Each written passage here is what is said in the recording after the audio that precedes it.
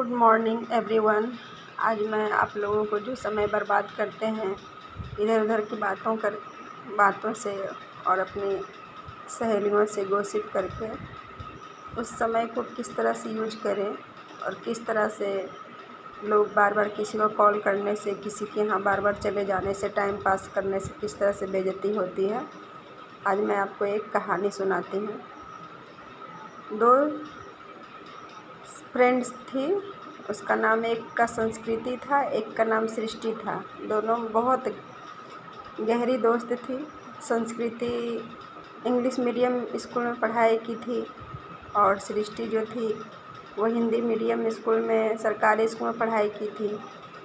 दोनों का घर में भी काफ़ी अंतर था।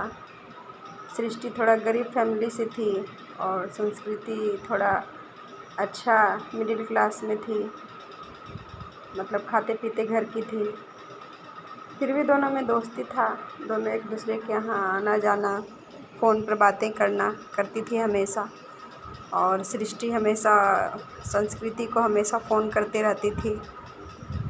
तो जब भी वो फ़ोन करती तो वो संस्कृति उसका कॉल को रिसीव करती थी, बात करती थी। हमेशा आधा आधा घंटा उसको व्यस्त कर लेती थी, कभी 1 घंटा के लिए व्यस्त कर लेती थी। और वो फ्रेंड्स होने के नाते वो कुछ बोल नहीं पाती थी, उसको मना नहीं कर पाती थी। ऐसे वो अपना पढ़ाई के लिए, अपना करियर के लिए वो आईपीएस का तैयारी कर रही थी। और सृष्टि का ऐसा कुछ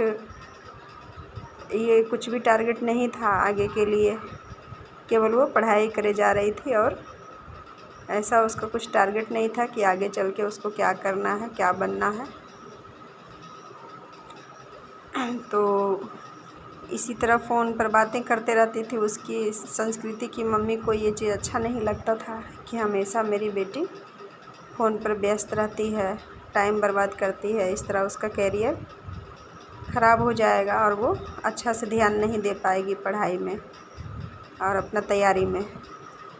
और सृष्टि को फ़ोन पर तो बात करने में मन लगता ही था, वो तो हमेशा उसको बात करने के लिए एंगेज कर ही लेती थी।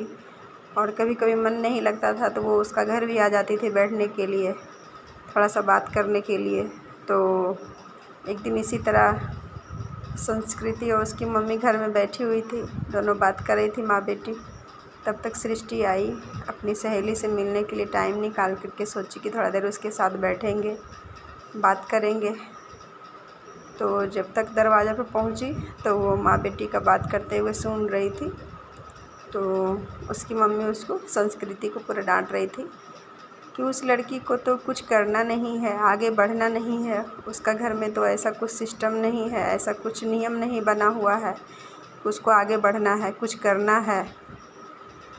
तुम्हारा तो सपना है, तुम्हारे पापा का भी सपना है कि तुम आईपीएस ऑफिसर बनो, कुछ तैयारी करो। वो तो गरीब लड़की है, गरीबी में पली है, गरीबी में रहेगी, गरीबी में ही उसका ज़िंदगी कट जाएगा। उसका तो आगे का कुछ टारगेट है नहीं करने के लिए। और दूसरा को व्यस्त फ़ोन कर कर के भी व्यस्त रखती है, घर पर भी आ जाती है बैठने के लिए 1 घंटा 2 घंटा टाइम पास करने के अलावा उसके पास तो और कुछ काम नहीं रहता है।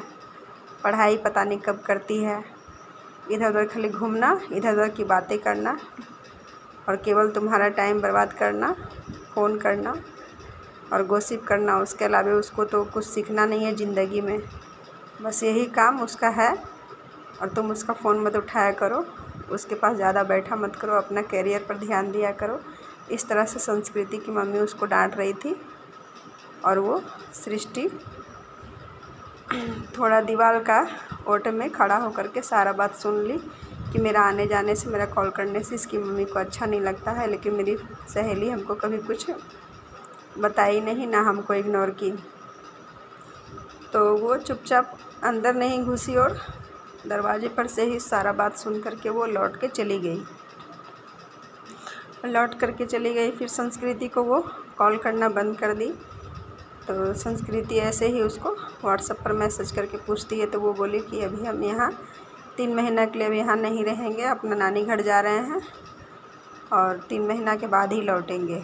इस तरह करके वो बात को काट दी। और उस दिन से सृष्टि ने अपने मन में पूरा ठान लिया था कि हम भी कुछ करेंगे अपने लिए और आगे बढ़ेंगे। भले हम IPS नहीं बनेंगे लेकिन कुछ तो सीखेंगे, ऐसा नहीं रहेंगे कि हमको कुछ नहीं आता हो। तो उस दिन से वो अपने मन में पूरा ठान ली थी कि हमको कुछ करना है। वो रात भर सोची कि हमको करना क्या है। जब उसको समझ में आ गया तो सुबह वो गई, सिलाई सेंटर में नाम लिखाई, एक जगह डांस क्लास में नाम लिखवाई और एक जगह वो ब्यूटिशियन में भी नाम लिखाई ब्यूटी कोर्स करने के लिए। तीनों जगह वो 1 घंटा रोज़ टाइम देती थी, 3 घंटा रोज़, 3 घंटा रोज़, एक घंटा सिलाई सेंटर में, 1 घंटा पार्लर में, 1 घंटा डांस क्लास में, और 3 घंटा रोज़ उधर क्लास में उसका बीत जाता था। और घर पर भी आकर के वो 1 घंटा तीनों चीज़ का रिवाइज करती थी, दोहराती थी, उसमें प्रैक्टिस करती थी अपने आप को निखारने का। वो दिन रात लगन में जुट गई। 3 महीना होते होते उसका सारा कोर्स पूरा हो गया, तीनों कोर्स उसका कंप्लीट हो गया। जब तीनों कोर्स उसका कंप्लीट हो गया तो 3 महीना और वो जम करके उसमें कोशिश की। 6 महीना उसको लगातार लग गया पूरा अच्छा से उसको ठोस होने में, बढ़िया से सीखने में। 3 महीना कोचिंग की, 3 महीना घर में भी प्रैक्टिस की और 3 महीना वो प्रैक्टिस के साथ साथ अपना यूट्यूब में सारा सिलाई का वो जानकारी डालने लगी। डांस का थोड़ा थोड़ा वीडियो बना के डालने लगी और सिलाई का भी जानकारी उसमें देने लगी, ब्यूटिशियन का भी टिप्स देने लगी। पूरा इस तरह कर करके वो एक यूट्यूब चैनल अपना क्रिएट कर ली और जितना भी सीखी थी सारा वो यूट्यूब में बना बना के डालने लगी। ब्यूटी कोर्स का भी, डांस क्लास का भी, डांस भी सिखाने लगी और वो सिलाई का भी कोर्स बताने लगी सब यूट्यूब में। और उसके अलावा वो घर पर भी सिलाई करती थी, डांस भी सिखाती थी और इस तरह वो सब चीज़ में मास्टर हो गई, तेज़ हो गई। उसके बाद जब इधर इसका संस्कृति का एग्ज़ाम का टाइम हुआ, वो एग्ज़ाम अपना देने चली गई। कुछ दिनों के बाद जब उसको संस्कृति कॉल की सृष्टि को, तो वो कॉल उठाई और बोली कि तुम हमसे मिलने के लिए आ सकती हो, आई हो कि नहीं तुम यहाँ? वो बोली कि हाँ आ गए हैं।